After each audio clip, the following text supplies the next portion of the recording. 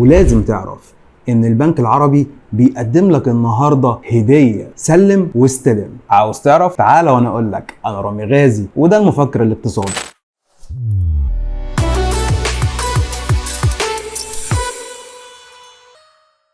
حرفيا البنك الاستثمار العربي بيقدم لك هديه. ايه هي يا ترى؟ بيقدم لك وديعه سلم واستلم، وبيديك الفايده بتاعتها في الحال بتبتدي من 13%، 14%، 15%. عاوز تعرف؟ تعال وانا اقول لك. بنك الاستثمار العربي من 3 ايام بس عمل وديعة وسماها سلم واستلم. الوديعة دي العائد بتاعها مدفوع مقدما. بمعنى ايه؟ يعني وانت قاعد مع الموظف في البنك بتربط الوديعة، بتاخد العائد بتاعها وانت قاعد، والعائد بتاع الوديعة دي بمدد. بمعنى يعني المدة الاولى شهر، والمدة الثانية 3 شهور، وثالث مدة 6 شهور، بفوايد بالترتيب 13%، 14%، 15%. وطبعا مبلغ الوديعة بيختلف من شخص لآخر. لو عايز تمسك فلوس كويسة من وديعة سلم واستلم، المبلغ هيبقى 500,000 جنيه كحد أدنى علشان تعرف تمسك فلوس من الوديعة دي. يعني ايه الكلام ده؟ تعال اشرح لك تفاصيل الوديعة. وديعة سلم واستلم، البنك AI بنك اللي هو البنك الاستثمار العربي عمل وديعة سماها سلم واستلم بعائد 15%، وبتتحدد وفقا لمدة الوديعة، وبحد أدنى 500,000 جنيه. الفايدة على الوديعة دي الشهر 13%، الثلاث شهور 14%، الست شهور 15%، ودورية الصرف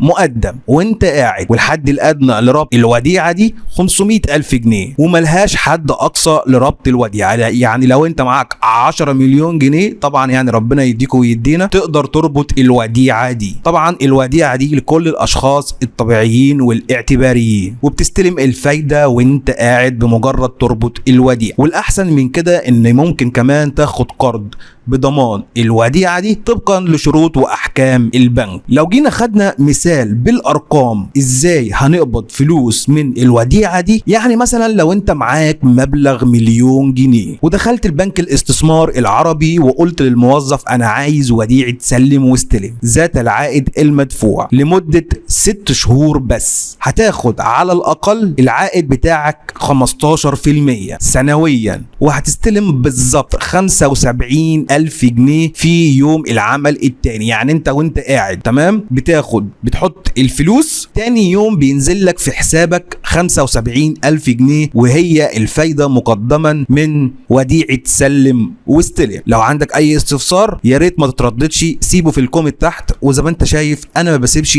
اي تعليق الا ما برد عليه في خلال 24 ساعة. لو عجبك الفيديو ما تنساش بقى انك تدعمني بلايك وسبسكرايب وشير للفيديو، لان ده بيفيدنا كتير ان احنا نكمل في المحتوى بتاعنا. دمتم في امان الله، والسلام عليكم ورحمة الله وبركاته.